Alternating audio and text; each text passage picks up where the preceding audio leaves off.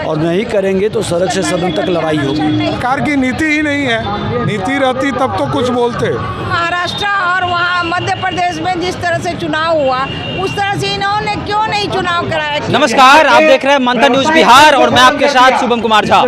दोस्तों, बिहार सरकार के द्वारा नगर निकाय चुनाव को स्थगित कर दिया गया। नगर निकाय चुनाव का डेट फाइनल हो गया था, नॉमिनेशन हो चुके थे, प्रचार प्रसार चल रही थी, पर उसे कैंसिल कर दिया गया, स्थगित कर दिया गया।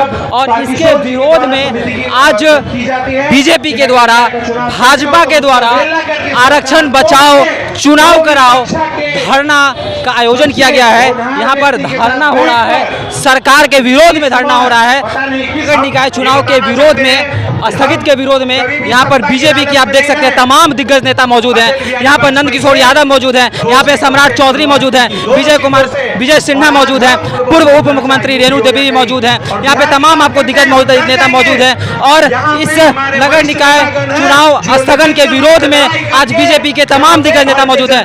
हम कुछ नेताओं से बात करेंगे। नगर निकाय चुनाव स्थगित कर दिया गया, क्या कहना चाहेंगे? आरक्षण के बिना आरक्षण बचाओ चुनाव कराओ, यही मांग के साथ हम बिहार में आज हम लोगों के बीच में जा रहे हैं। पूरे 1000 मंडलों में हमारा धरना हो रहा है। हम लोग आग्रह कर रहे हैं बिहार सरकार से कि आप चुनाव कराइए आरक्षण के साथ। सर, सरकार की नीति पर क्या कहना चाहेंगे? सरकार की नीति ही नहीं है, नीति रहती तब तो कुछ बोलते।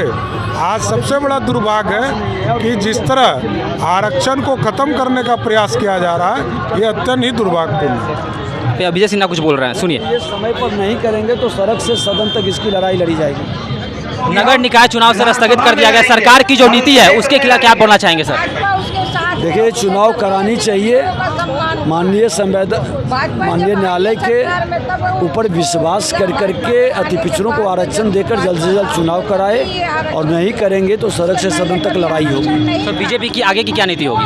मैं तो बता रहा हूँ कि अगर जो नहीं करेंगे तो सड़क से सदन तक लड़ाई होगी। जैसा कि आप साफ तौर पर विजय सिन्हा का कहना है कि सड़क से लेकर सदन तक लड़ाई की जाएगी। और रेणु देवी कुछ बोल रही हैं, आप जरूर सुनिए।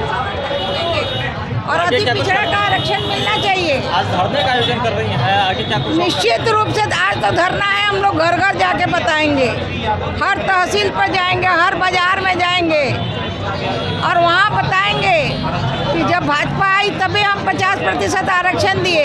अगर हमारा आरक्षण सही था, उन्होंने कोर्ट में जवाब क्यों नहीं दिया?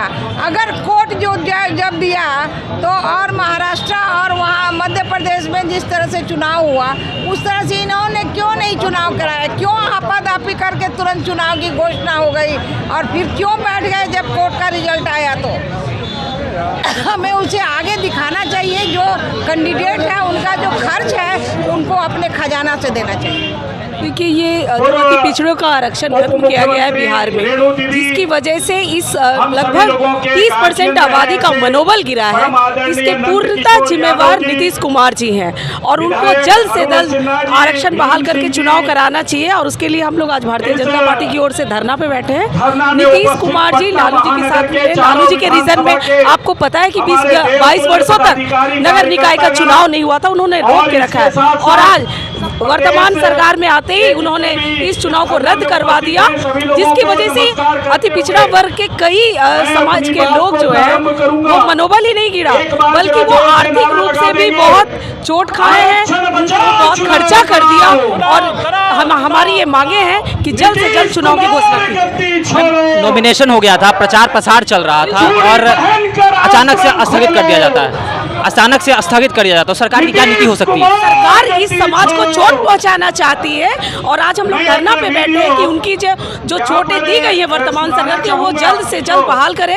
अन्यथा ये जो धरना का आंदोलन है ये जल्द और भी तेजी आएगी जब तक वो बहाल नहीं करते इस आरक्षण को और चुनाव नहीं कराते। साफ तौर पर कहना है कि अगर सरकार डेट को फाइनल नहीं करती है, अगर तारीख नहीं लाती है, तो बीजेपी आगे और अपना धरना प्रदर्शन करेगी और इस चीज़ को बुलंद करेगी, इस चीज़ के बुलंद में अपनी आवाज़ उठाएगी। धन्यवाद।